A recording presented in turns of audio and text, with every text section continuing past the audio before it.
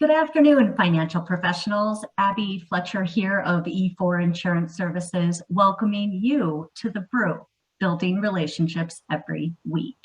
Thanks for tuning in today. For those of you joining the BREW for the first time, we like to start the BREWcast by celebrating today's National Day for October 20th. Today is National Youth Confidence Day. We are encouraged to be positive role models to the youth in our lives to develop responsible, confident young adults. It's also Chicken and Waffles Day. This meal has been around for more than 150 years and stems from the Deep South. It's known for being part breakfast, part supper. Today, bring your youth out for some chicken and waffles, celebrate their successes, and help them learn from their defeats, because we all know today's youth are tomorrow's leaders. Today on the BREW, as part of our E4 exclusive series, we have E4's very own Josh Meester, who serves as Senior New Business Manager. Josh is recognized here at the firm as being a business builder and is highly skilled at moving this business from the starting point to the finish line.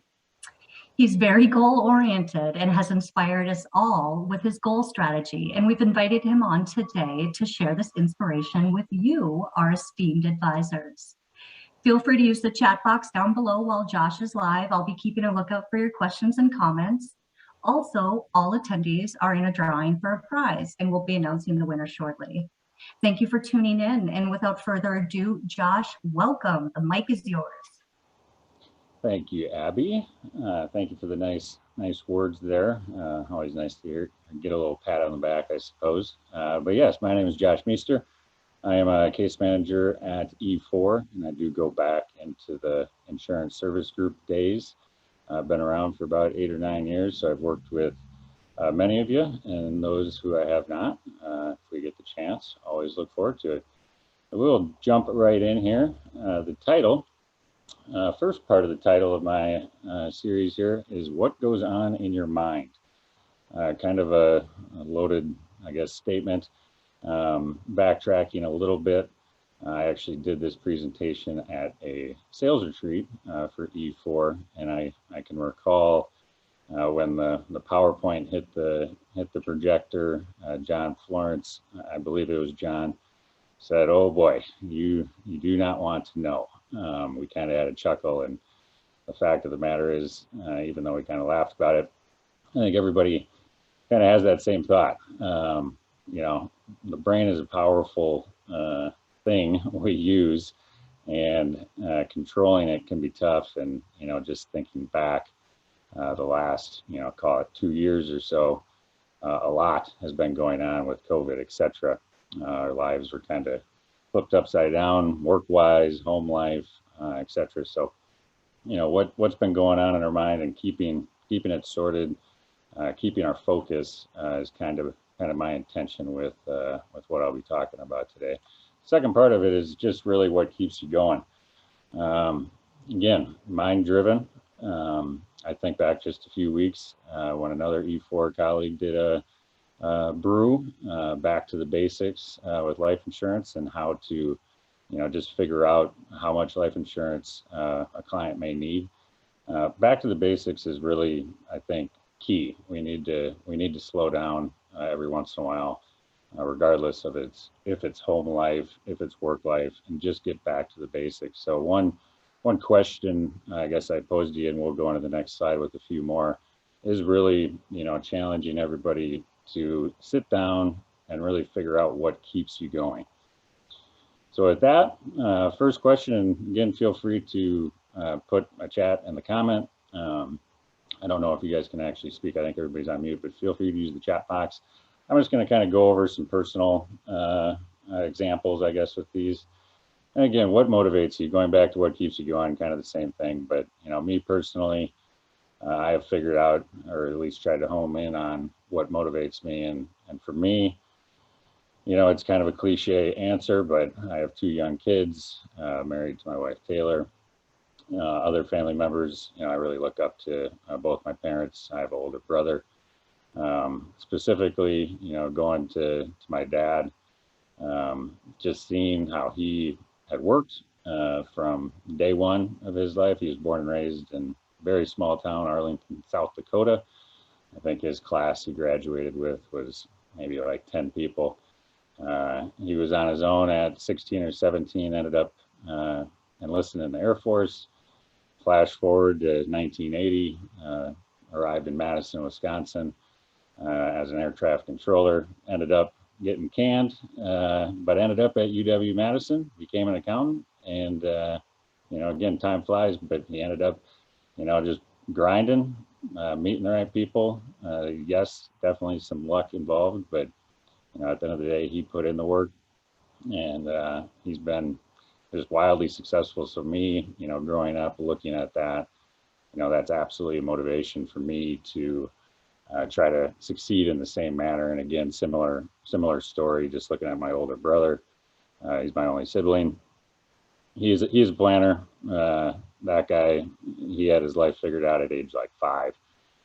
But again, he was a UW grad, finance, worked for Oracle right out of college, started his own company, sold his own company, and actually to this day still works for that company. But just seeing those live examples in my own life, I don't want to be even though I am kind of the black sheep, I want to prove myself to everybody. And then, family, again, big driver. I want my kids to have everything possible. I want my wife to be happy. So clearly, again, some cliche answers, but, truly deep down, I know what motivates me, and day in, day out, I remind myself of that. And I think that helps me move forward. Another question that, again, I just kind of posed to everybody is, what makes you dream big? I honestly just kind of touched on, again, for me personally, seeing the successes in my immediate family's life. It honestly just forced me to dream big. I was not like my brother and had everything planned out. I'm more of a fly by the seat of my pants guy. But from early on, I saw the way they worked. I saw what they accomplished, and I really do dream big. I challenge everybody never to sell yourself short. If I'm at a family gathering and there's even a couple cocktails, I can tell you within an hour or so, we're talking about the day, the family's going to buy our own plane and we're going to travel all over the world. Some of the conversations we have may seem silly, but at the end of the day, I think there's something to be told about, you speak it into happening. So again, I challenge you guys to dream big and to really think about what drives you. And the last question, again, all these are semi-similar. Just what or who, I probably should have put in there, influences you. Yeah, definitely could be family members. It could be something. I'm not ashamed to say money does influence me. It also motivates me. The things, all of us want to do does take money. So, that's not a bad thing. But again, all three of these questions, I think sometimes we're just moving through life too fast. Day to day can get pretty, routine, and you can get stuck in it. But I challenge everybody to just, maybe not necessarily on a daily basis, but maybe a weekly or monthly basis, maybe go back to the basics. Ask yourself these questions to make sure you're on that right path. And then I really do like this quote, if you change nothing, nothing will change. I think it speaks for itself. I think sometimes we can get in a mood that things are boring. Again, maybe it's work, maybe it's home. You just get in a rut. I challenge everybody not to fall into the experience where you just turn into a complainer. If you change nothing, nothing will change. We got to try to get better. A lot of times people say 1% better every day.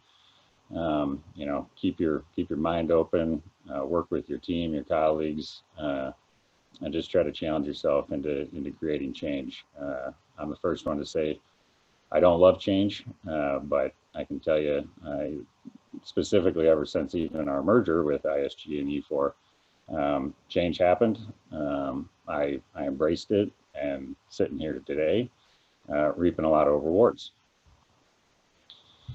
So one other thing here, kind of shifting a little bit, but it will go full circle by the end, is who has some sort of inspirational quote or slogan framed in your office, house, cabin, etc.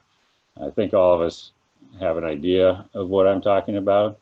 And moving into this next slide or next few slides, I just have some examples. When I was creating this presentation, I literally parked my car in the garage, stepped foot in my house, probably walked maybe 30 feet, and was able to quickly just snap some pictures. My wife keeps some of these companies, I think, running, but we just have these items scattered all over our house.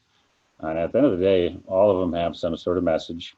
When we walk past them, even if it's subconsciously, I think it affects us. So I'm a big, I guess, believer in getting stuff down on paper or print, framing it, putting it up. I think it can change our moods and just overall attitude. Again, I just have some more examples that I had shot. I kind of like the work hard, be nice to people. That's actually in my home office. I think, again, it's just a reminder, and I very well could be on a daily basis. All of us have been going through that day. It's maybe only 9:30 in the morning. You've been working for 3 hours. 3 things have already gone to, attitudes down. I just take a glance at that, just remind myself, work hard, be nice, everything will work itself out. Again, speaking to John Florence, he actually has a notepad that he sits with his home office, and he just has a very simple quote that he just wrote down: "Do the work." Again, he put it on paper. He looks at it. It's a reminder, and I think at the end of the day, it drives him to be the best. So. I had included this slide, again, just going back to our original E4 sales retreat. We did it at Dan Peterson's cabin.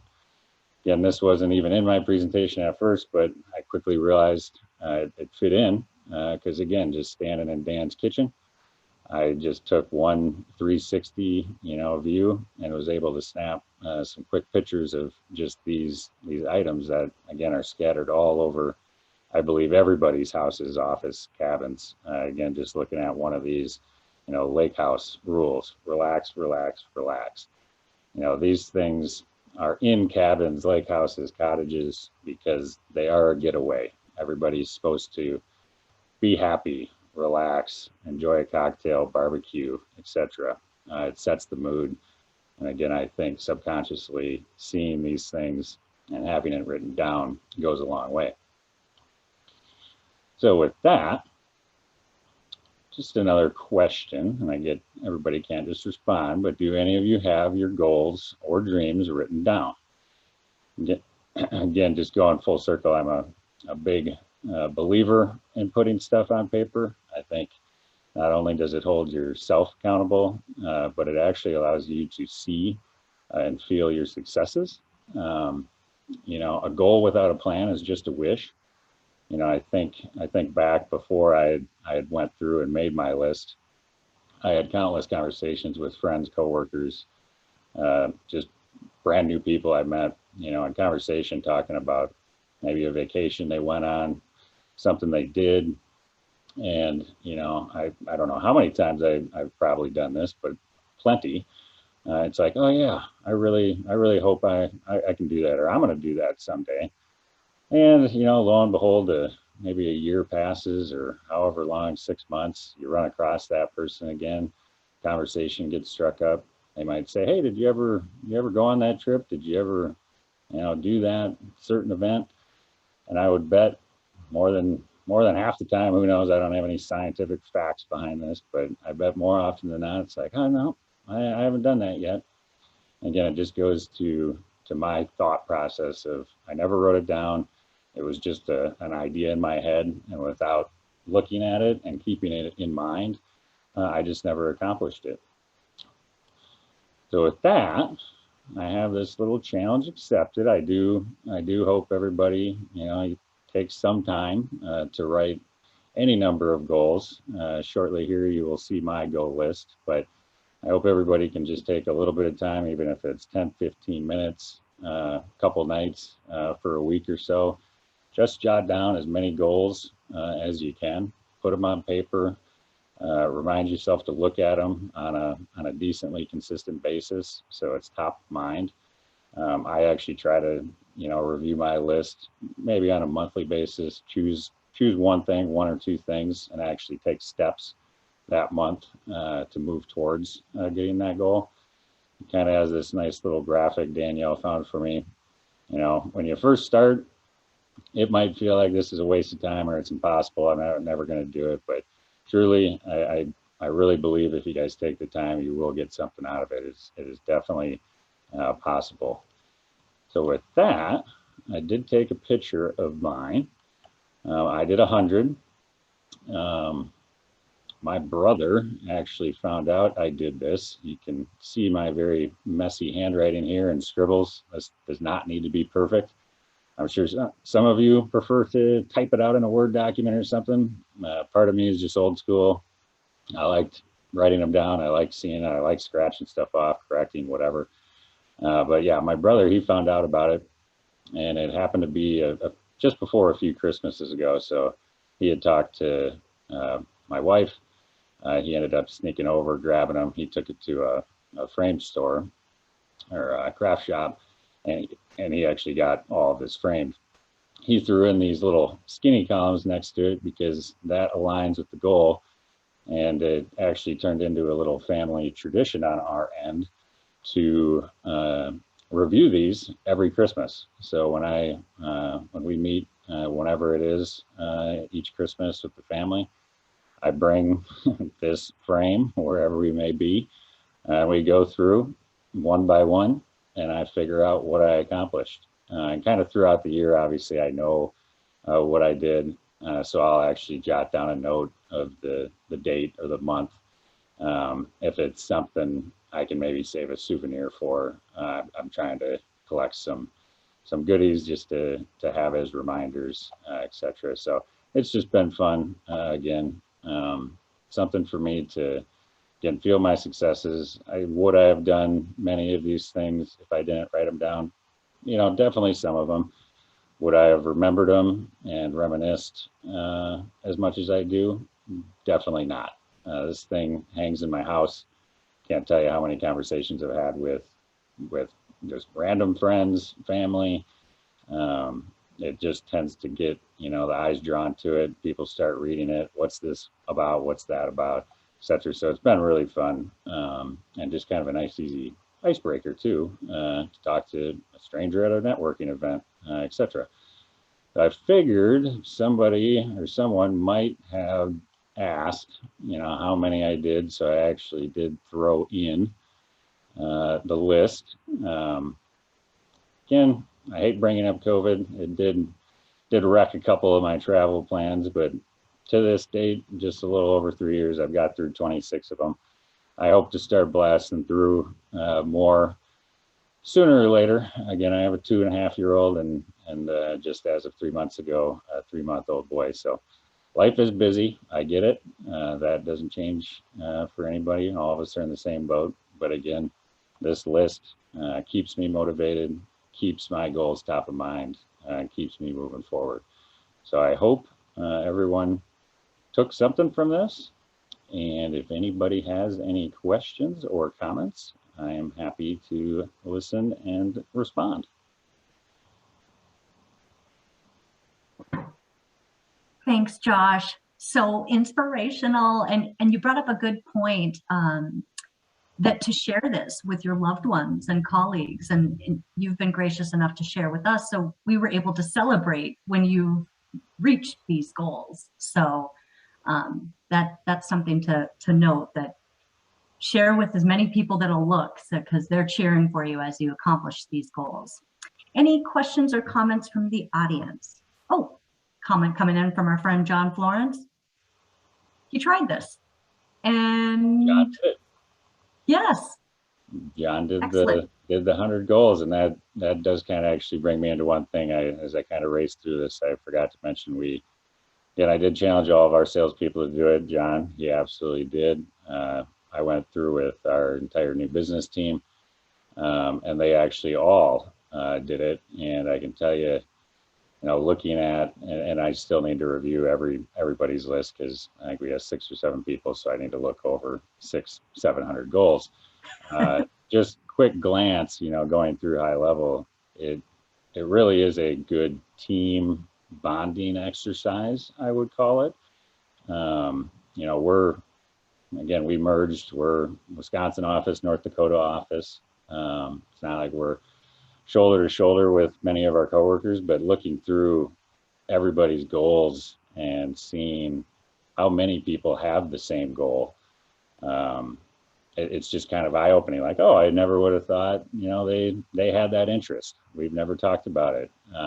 So it's part of my yearly wrapping up here. I am going to review everybody's, kind of cross-reference everything and try to bring up, the common goals and just try to motivate everybody to accomplish as much as they can. So, yeah, I think, from our advisor standpoint, doing it yourself, again, I really do challenge you to do it, but many of you have staff. I would encourage you to share it with them.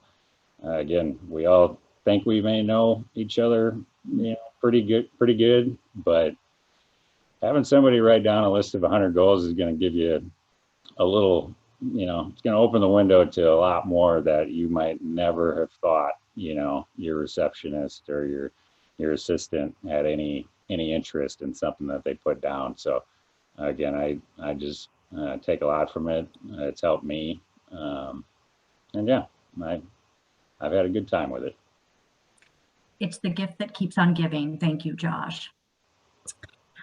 Hearing nothing from the audience, let's go to our drawing. So I'm going to have you draw a number, Josh, from 1 and 21, please. We will go with 4. Ah, good number. Who's the winner? Who's the winner? Chad Robert, congrats, sir. Be on the lookout for a coffee card and some complimentary CE coming your way from all of us here at E4. Thanks for dialing in. Also, Josh's presentation will be posted up on YouTube later this afternoon. So if you wanted to have another look at any of those images, that will be posted this afternoon. Be sure to tune in next week for the BREW. We'll have an advisor spotlight showcasing Greg Imhoff and his great successes that he's having specifically in the client meeting. He'll be sharing language he uses to create meaningful client meetings. Thanks for tuning in and have a great day. Thank you. Thanks, Josh.